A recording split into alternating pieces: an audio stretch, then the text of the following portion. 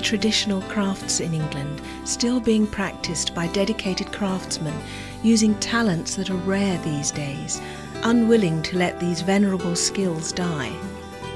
In these 3 films, we are almost taking a step back in time, because these ancient and curious skills have been adapted for modern purposes, yet still retain their traditional origins.